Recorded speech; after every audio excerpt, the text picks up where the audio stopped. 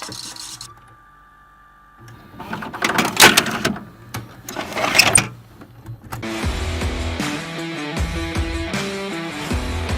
all your favorite parts of the 50-yard fight. This is the Inside the Walls podcast with Zach Kyleman and Jim Mernier. Good evening, ladies and gentlemen, and welcome to another edition of Wednesday Rewind. I am one of the two hosts, Jim Mernier.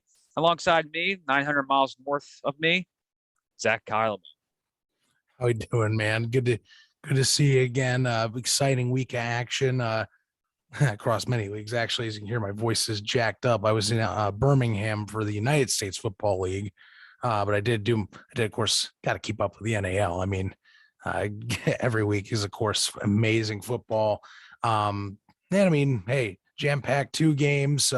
We saw our first 70 burger of the season drop this year. Thought we were really going to press 80 there for a second, but hey, man, scores keep climbing up. That means to me, it's we got some exciting football going on. I like seeing high score and high flying, fast action, nonstop quality arena football. And we got that in both games this week, especially in Carolina and, of course, in Orlando. But before we get into everything, ladies and gentlemen, remember to follow us on Twitter, on all social media podcast platforms, Twitter, Facebook, YouTube, Instagram at NWASPod. And also, if you can't find our videos on our YouTube page, you can go to one source, nationalarenaleague.com, for your updated Inside the Walls podcast Wednesday, Thursday, and Friday. Remember, we're 3 days, ladies and gentlemen, of NAL content leading into the weekend. And this week, you can literally pregame every single one of our shows this weekend before Friday's matchup in the National Arena League. So we got football this Friday here in the NAL.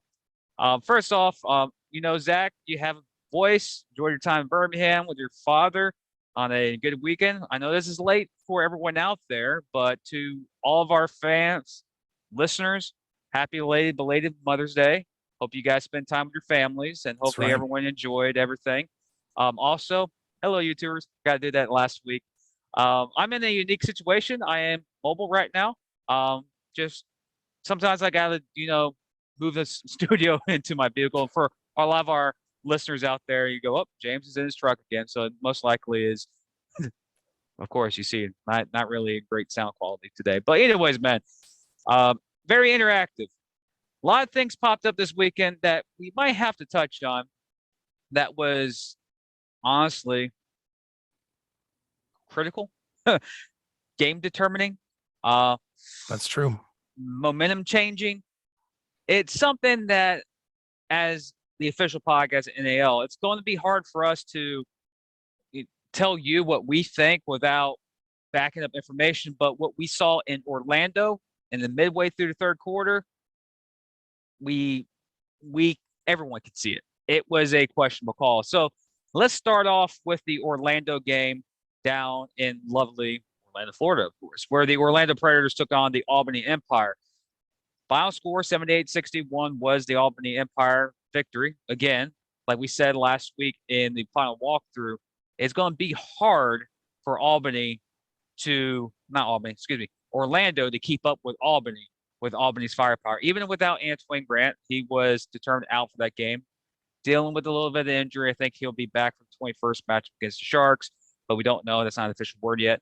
But again, back-to-back weeks, good performance by Sam Supernova, a.k.a. Castronova. He did, a great job.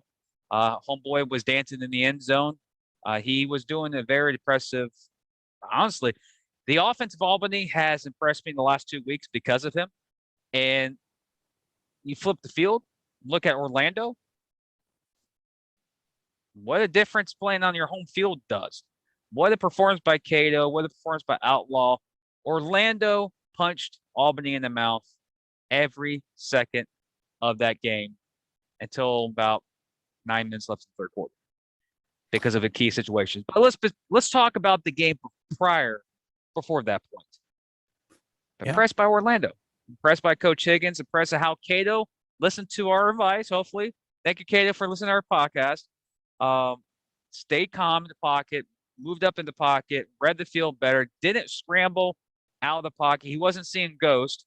As the game progressed, you could tell that he was trying to make a lot of plays out with his feet because the situation just determined that he had to do it. And that usually happens when you get far behind of a team like Albany or against any team. But Orlando did exactly what me and you thought they were going to do. Play a tough game, but run out of the gas late. They basically the script that we both predicted. What do you think about that game, Zach? Yeah, I mean, Orlando did what it needed to do, at least through the first half. Actually got out early out of the gate with that 13-0 run. Defensively had a nice stop or two to get going. It's just that you have to be able to maintain momentum against the Empire. That's really the key there. You have to take advantage mainly of, leaky pass defense that they do have. Truth being, that is their weakness. They're one of the worst in the league at that section, I will say. And I mean, Orlando first half definitely took it to them. I mean, they came out swinging. They had the halftime lead midway through third quarter, still was keeping pace really well. It's just that, of course, you had Orozco, they're draining deuces to get the third quarter going, which, hey, first deuces of the season landing. So that was really nice to see, getting that going back again.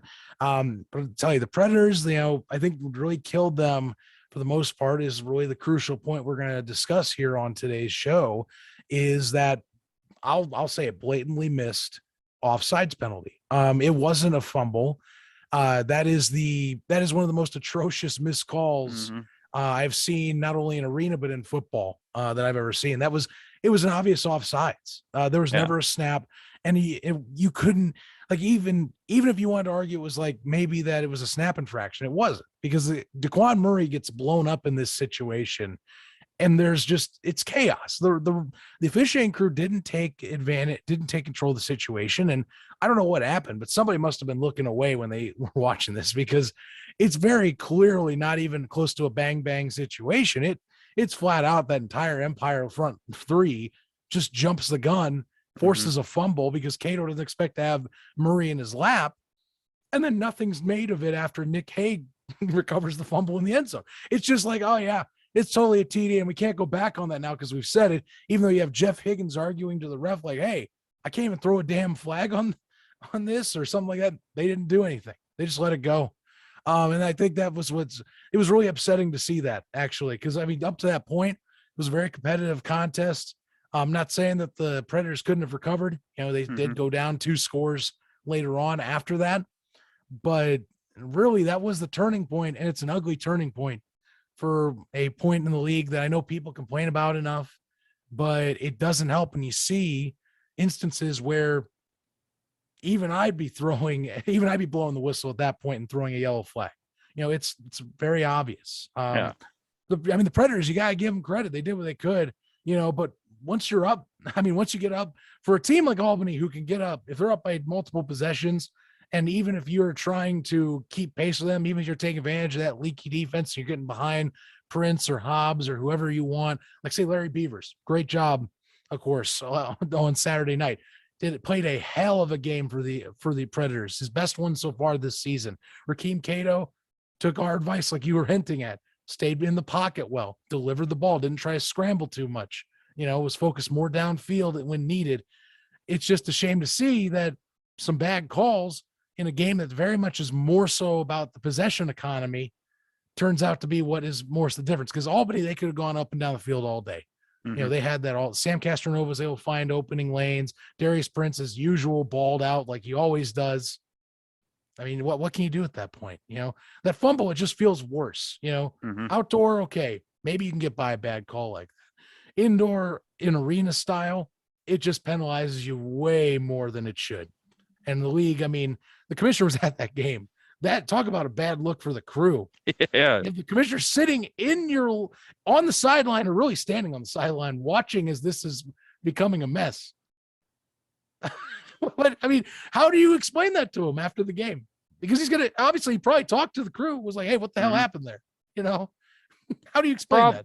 It's hard to explain because usually turnovers do determine outcomes of the game, especially in the arena game. A turnover is killing 2 possessions, because in the arena game, it's battle possessions. The more possessions you get, the more chance you can win. Yes. This play right here, was so obvious where when I watched the game, I could tell that the Orlando crowd started to leave the building after that play. And it was only a one possession game. That was It rough. was such a momentum killer for Orlando that play, and I guarantee we're gonna have people who question this podcast is like, you're just being homers for the Orlando Predators. Okay, I'm a Are diehard we? Sharks I mean, fan. Yeah. say, are we? Just look at the film. Just look If at you the film. watch any football game, I can Like tell you that's right now, offsides. I guarantee you right now, ladies and gentlemen, you don't see me and Zach. You see the highlights of that game. Most likely that scene of that play. And the offensive line of Orlando. Really more neutral zone infraction. Nonetheless, it's still like it's it's defensive line issue right there. That was a complete flag.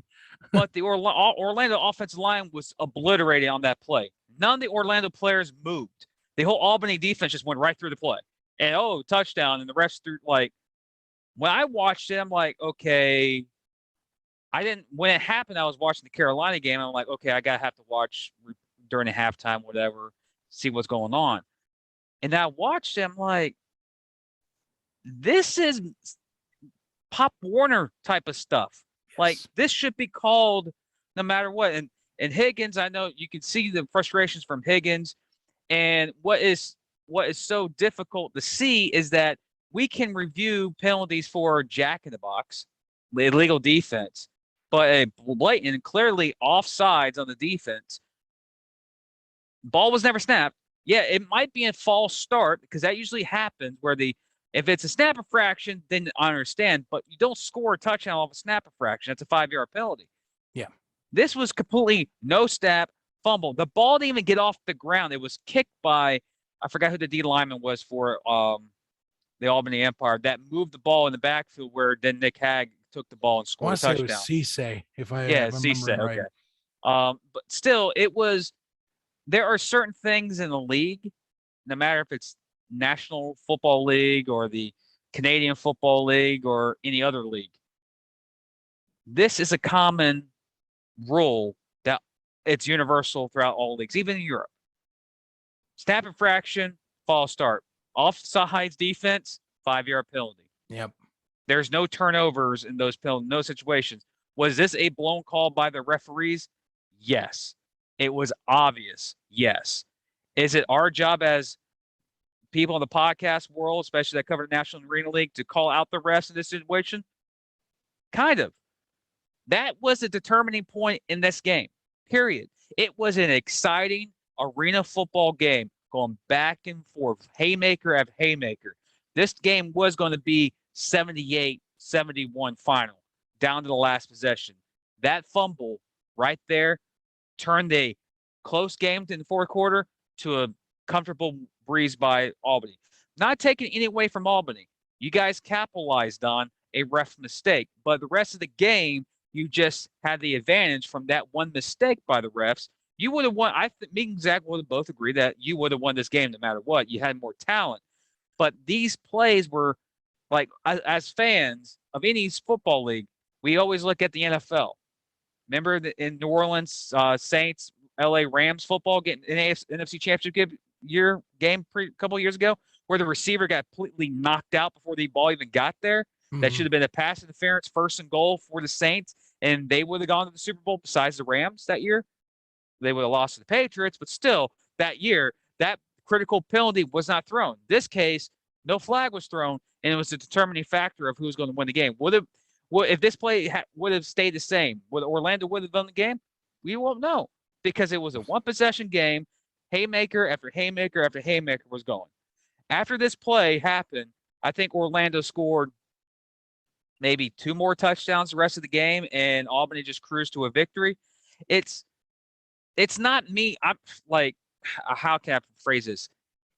That call ruined the whole entire game, in my opinion.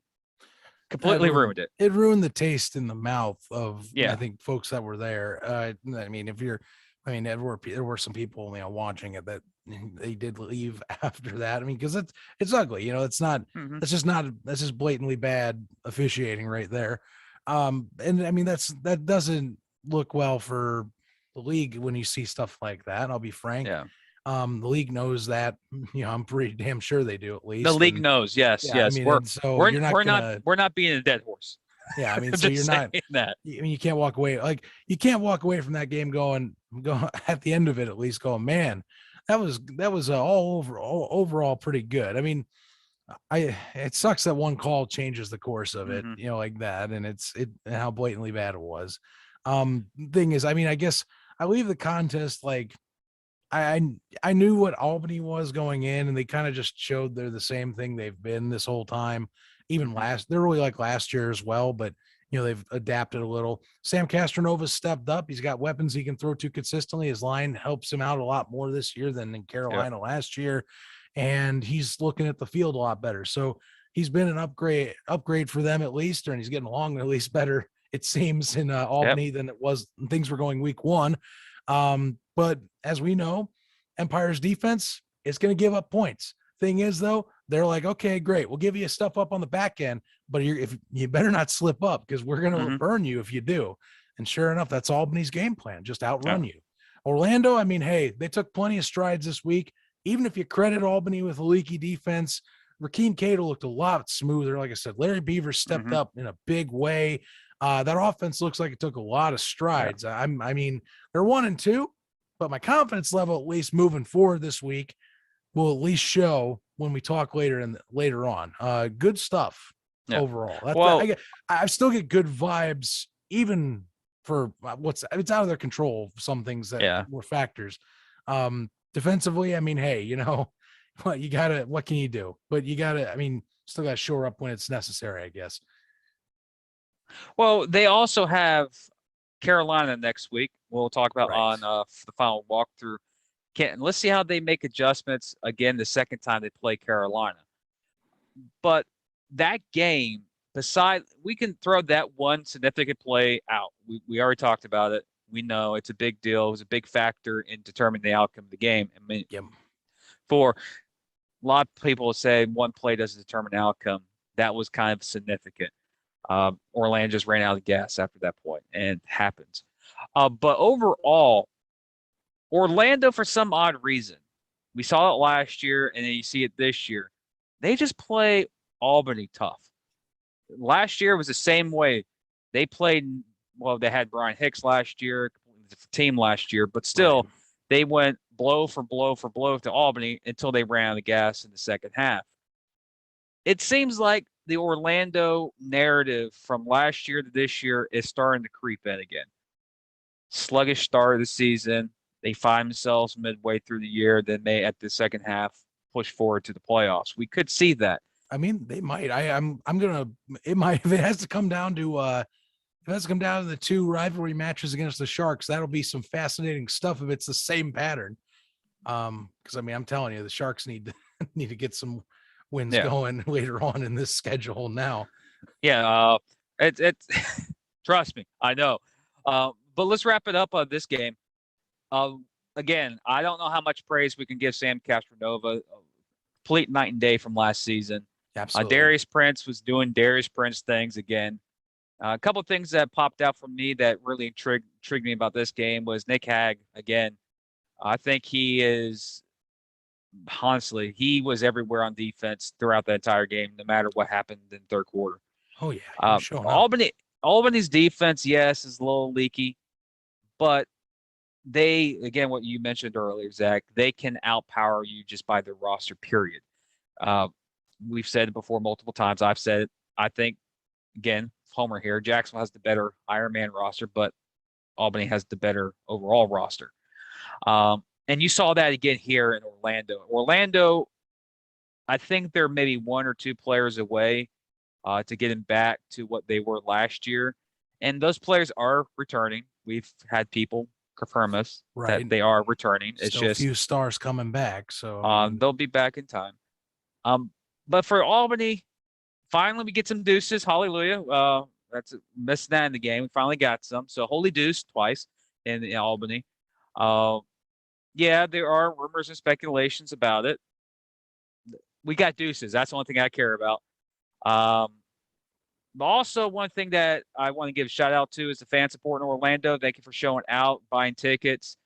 An unofficial number was 3,200 people showed up to the Amway Center for the home opener, which is a hell of a lot better than 2019 crowds, which is really appreciative. Still got to get that number up for the Predators and the Jungle, but it's good to have every team finally had a home game, and Orlando didn't disappoint with the attendance number, which was you expected that. They do a great job down there. The Jungle was definitely packed in for what was It's also a available. beautiful arena. Amway Arena is such a beautiful building. Right. I mean, hey, I'll tell you, if I'd be buying, because I see, you show the shots around the stadium. I mean, those suite passes you get with the nice like armrest chairs and the cup holders. Oh yeah. I definitely, if I was in Orlando, I'd be buying those tickets. So you'll be either that or I'm partying down with the hardcore guys right on the boards, like one of the two. Either I'm going real fancy and bougie, or I'm getting right on the boards waiting for like Larry Beavers or Lonnie Outlaw to land in my lap and be like, hey man, great catch. Gotta get back out there.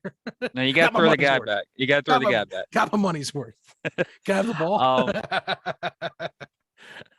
For me, it'd be different. Be like, what are you doing? Get off of me, man. You're ruining the game for me. I can't see. Did you get the first down? But there's some great seats in Amway. I think they have they have the Predator zone that's in one of the end zones. Like every team has their little thing. I know Sharks have the Reef and the Cove, and the Predators, not the Predators. I think the Lions have one. Their suites there, and they get the party pit up in the Albany. So yeah, those are some great seats. And if you if you listen to our show and you still haven't listened or still haven't gone to NAL game, don't worry. If you like and subscribe this link right here in our YouTube page, and we get to 100 followers, one of you out there is going to win 2 tickets to your game of choosing. No, right. We're not going to give you field pass tickets. Don't think that. We're not giving you sweet tickets just yet. Just normal 2 tickets to any NAL game that you want to go to. And if you win and don't get it, you're nowhere near an NAL team like Zach is, you'll get an NAL hat around the same value for it. We'll get it for you. We'll call our connections, and they may actually give it to you. So, but that is a thing for us. Our contest, get us to 100 subscribers here on YouTube at Inside the Walls /YouTube or youtube.com/Inside the Walls. We're at 65 at the recording of this video. So we're getting close. Just need 35 more to go, and boom, someone will win it. And remember, if you're subscribed, like that bell, because as a good podcast out there will say, it builds morale. There you go. So, you're making someone very happy right now. Yeah. Do we get disbursement from that, by the way? Do you do that over there too? Just saying. Yeah, I do it. I mean, I do it every now and then when I get a chance. He makes me do it the same way. So, but still builds morale, help support the show. But overall, this podcast, we're 2 fans who love the sport, who are associated in an official podcast in the National Arena League. But we want to tell you fans that we hear you. We know your pain and suffering from certain rules, certain things. We're your voice. So the people that we talk to and ask us questions, we get it from you. So with that, leave a comment, DM us, email us, and we will send that information to the people that are in charge. And hopefully we can bring back an answer so to make you guys more informed. Yes, we're an NAL podcast covering the National Arena League, but we're also your voice to the management, to the ownership, to the commissioner, and to the entire league. So that's right. Just not like and subscribe, click that bell, builds morale, but we also give the intel to the people who are in charge that make this game better. Because in 2023, 2024, 2025, it's because you, the listeners, make the game better. So with that, let's go to game number 2 of last weekend. And can I just leave now? I don't want to talk about it. I really don't. I'm going to keep you right here front and center because, I mean, hey, what it's like now, it's become the motto for the Sharks. Close, but no cigar, my friend. Yep. 1 possession loss is all 3. This time, no overtime, though. So it's not as I mean, I would say it's still painful, but it's not like you're losing on a bad kick or a 4th and goal and you can't convert it. This time it's just possession game lost you the game. Yeah. Front and center. That's what I'm telling. That's the tagline. Possession economy favors the Cobras. End of story. You know? Or the great phrase that's heard around all sports. This is the best 0-3 team that everyone's played. Yes, it is. The Carolina Cobras broadcast said that in the game, and I just wanted to choke everyone on that broadcast. I'm like, 0-3 is 0-3, man. You're 0-3. But for the Sharks, they did play Carolina, they did play Columbus, and they did play Albany. Yeah, they play the top. Guess who their next three opponents? Guess who the next 3 opponents are? Albany, Columbus. Carolina. There we go again. So there's a chance that the Jacksonville Sharks could start 0-6. Ooh, that's rough, buddy. We got a road game to Albany in a couple of weeks. Got a road game back in Carolina.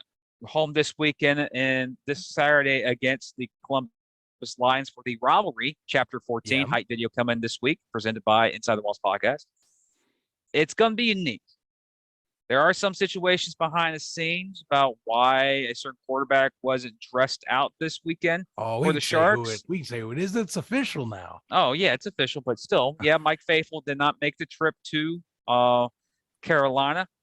Malik Henry did start. Malik Henry didn't look bad, but Malik Henry did Malik Henry things this weekend. Yes, he did. But one thing he did do and was much improved on is he threw the check down routes a lot throughout the game, which he didn't do against Albany the previous week.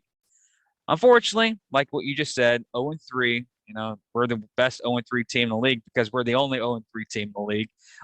Based on the standings, we're last place. And we had a listener / friend of the show say that since the 2019 NAL Championship game, the Jacksonville Sharks are 2-9. It's been a road. That's all I can tell you. It's been a road, and a good road. Ain't been paved with asphalt and smooth drives. But since the 2019 championship, the Jacksonville Sharks have evolved and have created their identity to be like their NFL neighbor in the same city. Yes, they're 2-9. They're the Jacksonville Jaguars.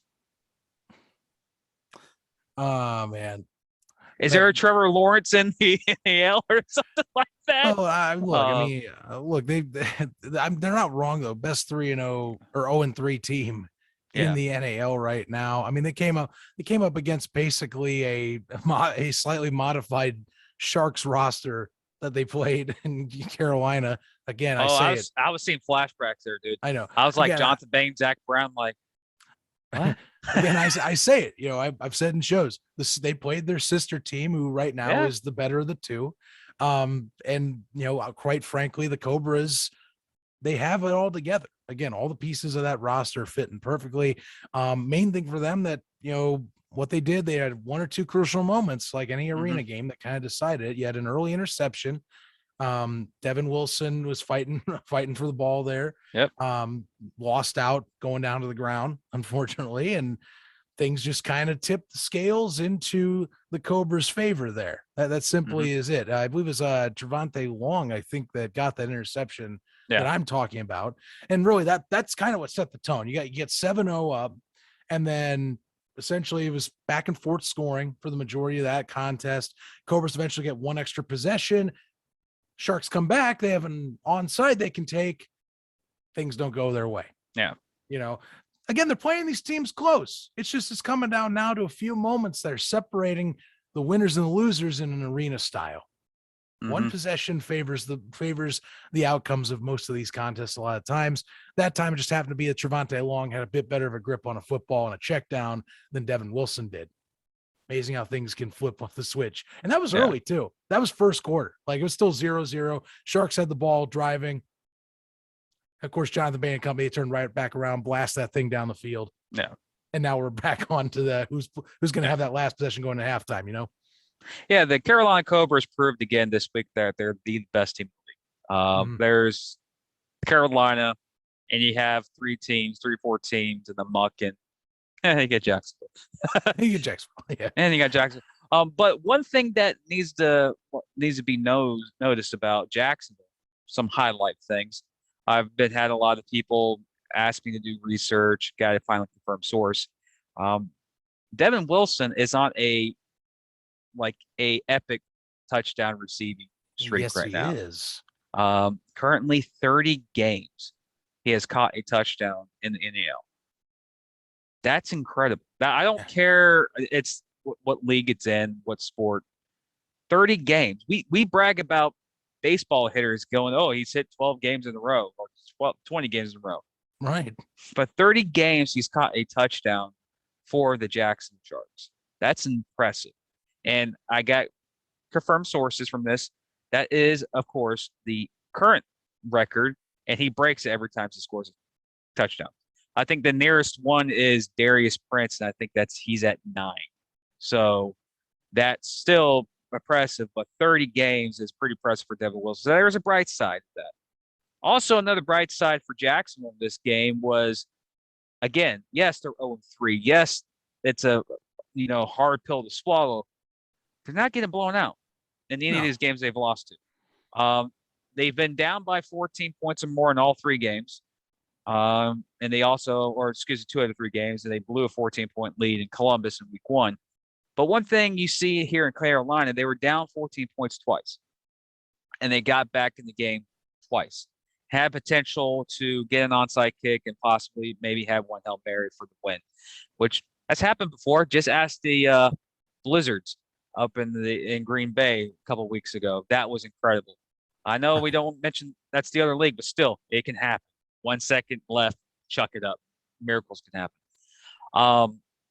But one thing that stood out for the Jacksonville Sharks is, even though Malik Henry did have a bad start to start the game, he calmed down the rest of the way, and actually, you can tell he's getting better the more time he gets out there.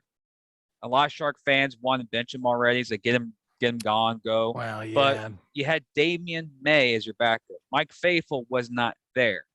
And I know there's a lot of Shark fans out there wondering what this team will look like with Mike Faithful. And I would just say to the Shark fans out there, wait and see.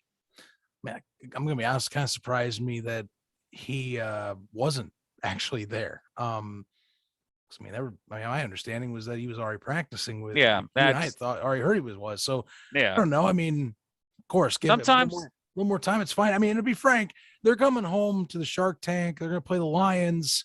And I'll be honest, this is no slight on the Lions, but this is probably the best game for you to put Faithful back in. Mm-hmm. Columbus has been. I mean, they have their 2-0 streak right now, but yeah, I'm not saying that they're the most powerful of the big guys, and they lost an overtime fight.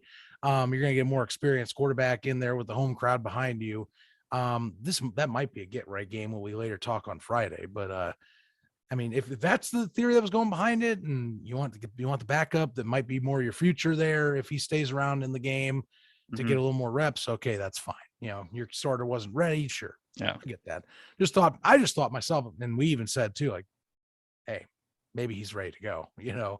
Get this going. Don't want to be 0-3 here. Credit 14-game season for you and your opponent, but still. Yeah.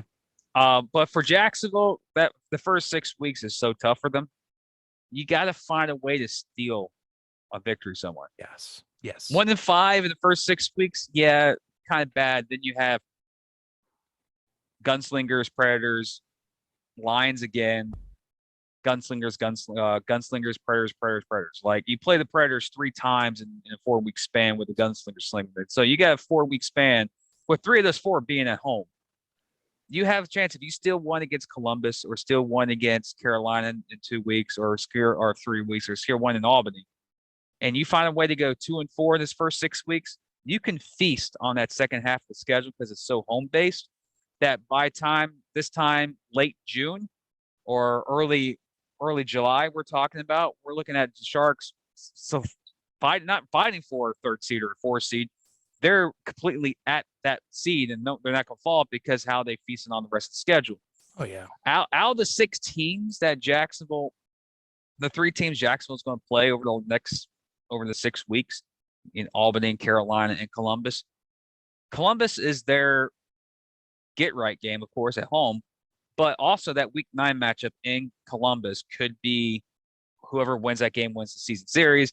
But also it could be a Mike Faithful-led Shark team going in there. And if you can find a way to go 4-0 in June, after stealing those 2 games or a game here in this 6-week stand, you look at the record, go, wow, you're 5-6. And just a couple of weeks ago, we're talking about how they're 1-5. So it can flip on a dime. And remember, top 4 make the playoffs in the 16 league. So it's very achievable. The Sharks can bounce back and feast off of that second half of their schedule. And of course, they play Carolina 2 more times in that stretch in the late half, but it's in Jacksonville, not in Carolina. So Jacksonville has a lot more home games in his back half than they do in the first half that will help them. And as you can tell against the Albany Empire last week, they play better at home, and it's always They do, and that will benefit them. But for also, let's flip the field to Carolina. Yeah, if there was an MVP right now, besides the Iron Man award, the MVP of the NAL, in my opinion, right now is Jonathan Bay. This guy is almost playing near perfect football. He had a couple of mistakes the last week against the Predators, but he right now, how his offense is built, the weapons he has, DJ Myers was looking good, Kendrick Ames was looking unstoppable, looked like Jackson could tackle the dude. Mhm. And of course, he has a fullback / linebacker that's just dominating, and I can't stand it. But Zach Brown is doing work for the Carolina Cobras, and Coach Rez is doing a great time preparing his team. It's amazing that this time last year we were bashing Carolina for being the worst team in the league because of maybe bad coaching or bad league operation or team operations or just overall roster. Night and day comparison. Now they're the best team in the league, and we said this off air, and I think I'm going to make it public right now. And you can bash me, ladies and gentlemen. James doesn't know what he's talking about. Jim doesn't know what he's talking about. He's just a Shark fan. Well, if Carolina doesn't win the whole thing, it might be a failure of the season. Every team they've played so far, in my opinion, they've handled. Yes, the scores don't look like it at the end. They've handled it. And that's the results of an experienced team, a great roster, and they don't kill themselves. They don't make mistakes. And it's early in the season. Of course, I just made that statement. It's early in the season. But tell me another team out there you think can go match up with Carolina blow by blow right now and can come down to the wire and beat them. Jacksonville did, but the game seemed like it was never out of the hands of Carolina. It looked like the Cobras had complete control of that game, same like they did in Albany and same like they did against Orlando 2 weeks ago. This week, they're going to Orlando. So let's just see how that, the narrative switch. We'll talk about that game on Friday. But this game for Carolina, it seemed like their goal was to just how you can see how they were preparing the game and going up against the Sharks. They were betting Malik Henry to throw deep. Yeah. And if you look at even Devin Wilson, he was basically a no-show until the second half. And Carolina took the main weapon out. They were trying to say Rob Jones beat us. McGee beat us. So Naquan Murray beat us. Yeah. They shut them down. They took them out of the game. And you're telling me that, Joe Powell, Michon Robinson, DJ Myers, Zach Brown, they were doing work on defense and on offense. They completely shut down Jacksonville's offense, even though the game at some points looked like it was one possession, but there was really no threat of the Sharks to win that game in Carolina.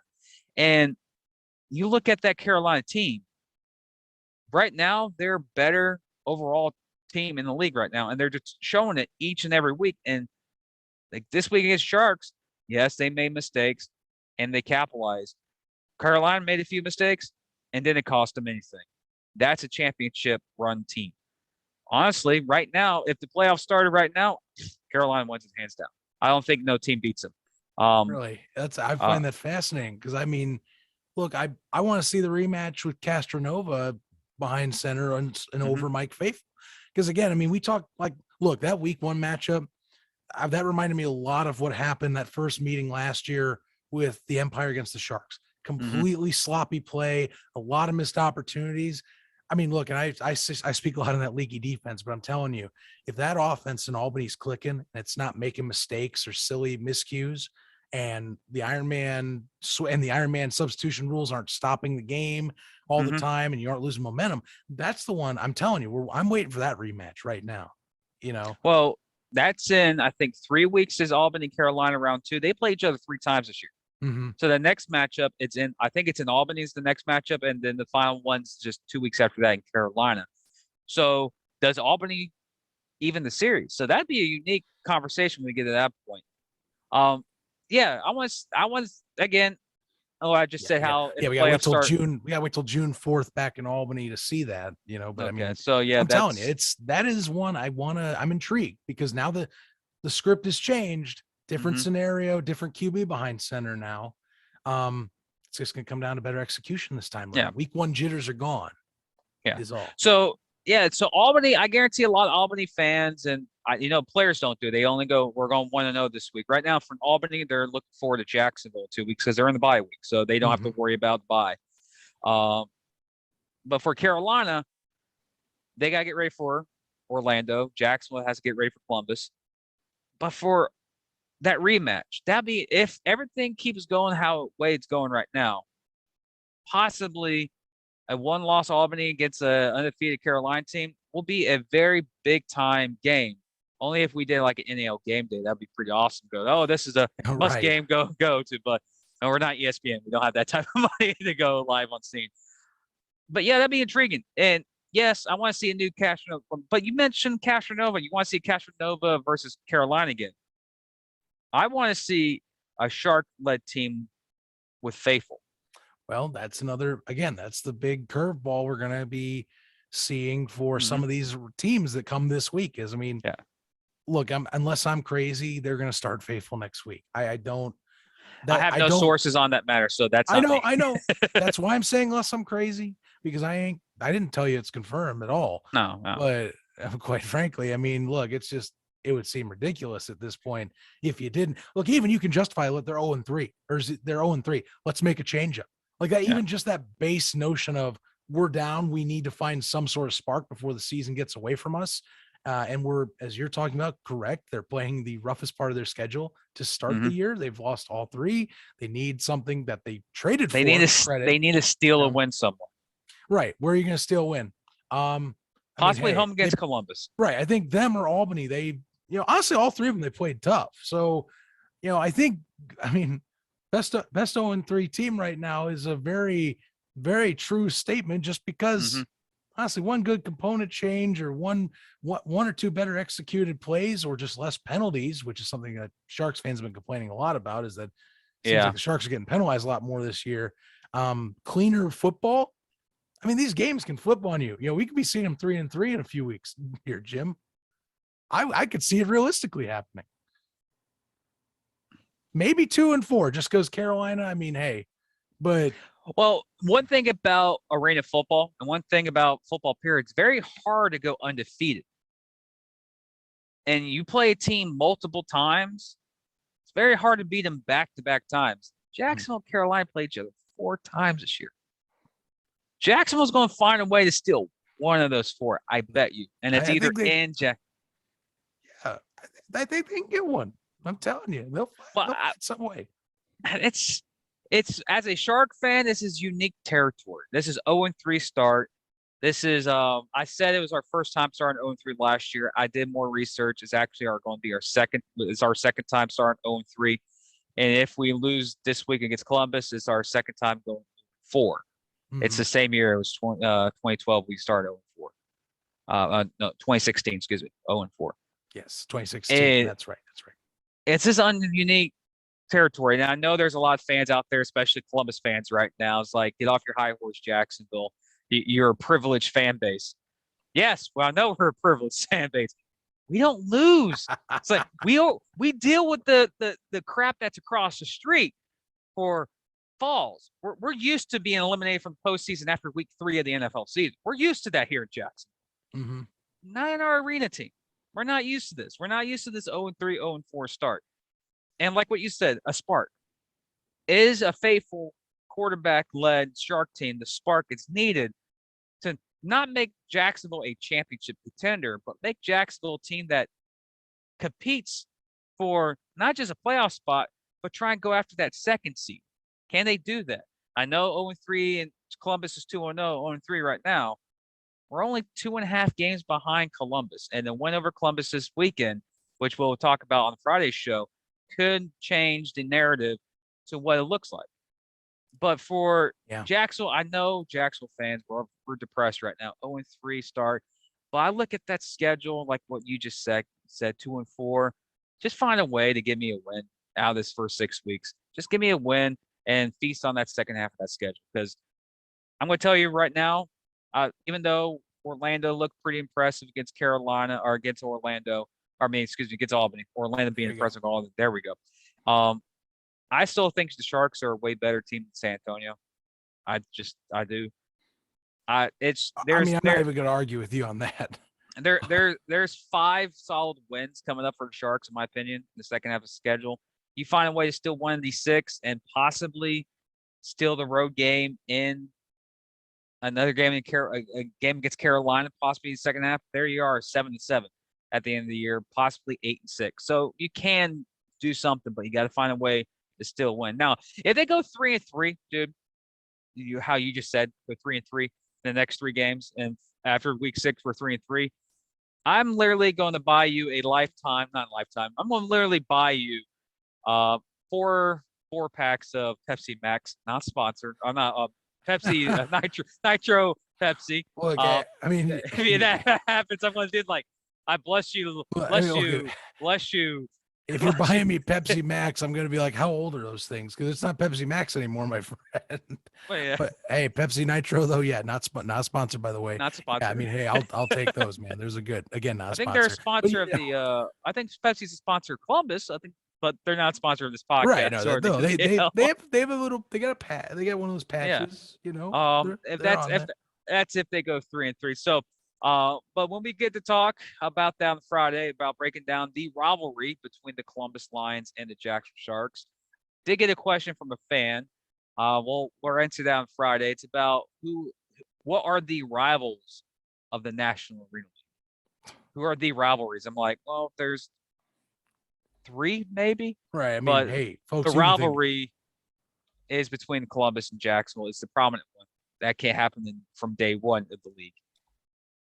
But overall, this weekend, from the chatter that we got from the YouTube page, the YouTube chat, one thing the community really just want to say to the people out there that I chatted with, that was me on the chat. Zach was enjoying time with his dad at the USFL games this weekend. I want to say to the people who messaged me, asked me questions on both the Orlando chat and the Jacksonville, Carolina chat rooms. I really appreciate it. Yes, thank you for coming to me for questions like what's going on in the league. Can you tell us this? There's some stuff that I couldn't answer because I legally can't say anything about it. But thank you, the community of the National Arena League. Thank you for reaching out to us and making us part of the community, and thank you for listening to us each week. We had over 280 downloads this week for our shows. Really appreciate it. That hits a mark for us. Apparently, the 3 episodes per days are pretty kicking for the fans out there. And this week, I want to say that we do have Coach Resinalo and Jonathan Bain coming to the show this week. I've actually reached out to them. They said they will get it done. They apologized from last week, but we had breaking news. Mike Faithful, Warren Smith. That show got 50-some downloads. I appreciate it. I really like that.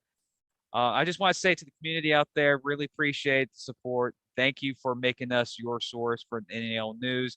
And to the new people out there that are getting into the National Arena League, welcome to the Inside the Walls podcast, where we're here to talk about the games, complain about the games, hype the games, and you can watch me get depressed about the Jacksonville Sharks. Jesus. I'm just enjoying the league, man. I think the closest I am by proxy is an Empire fan, but but nonetheless, I mean, I'm just happy for the league. That's all it You is. just made Gaz happy. You'll be like, I'm just saying, I just want to see every week good football and people that are checking out arena football because it's an underviewed sport to me.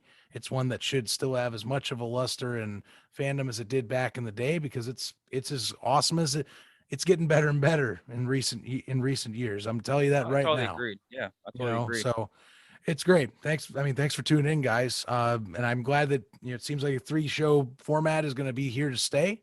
We'll keep on doing that, giving you guys what you want in terms of recaps, previews, interviews weekly. Again, we also apologize because we also had some miscommunication with Rez and Bain there ourselves. So this week I'm looking forward to talking with both of them. Especially, it'll be a night and day conversation. It seems almost compared to last year, where this time they're in the driver's seat, not the one sneaking in. Mm-hmm. So it'll be a lot of fun. And also been wanting to talk. You and I have been wanting to talk to Bain for a minute. So I mean, we're too damn excited to get that one going as well. So on Thursday, Turf Talk, ladies and gentlemen, Jonathan Bain and Coach Resinalo of the Carolina Cobras, the 3-0 Carolina Cobras, will join us. And on Friday, on the final walkthrough, we'll break down 2 NAL action games, the rivalry between the Columbus Lions and the Jacksonville Sharks, Chapter 14. And also, does the Carolina Cobras take the 2-0 season sweep over the Orlando Predators as they match up in the Amway Center for game number 2 between them? I'm Jim Renier. That's Zach Koloman. This is Wednesday Rewind. And remember one thing. Ladies and gentlemen, be sure to not be a jack out of the box. You're going to get your throat messed up like I do right now, and you're going to be hating how you sound the next. Covering all your favorite parts of the 50-yard fight. This is the Inside the Walls podcast with Zach Kyleman and Jim Mernier.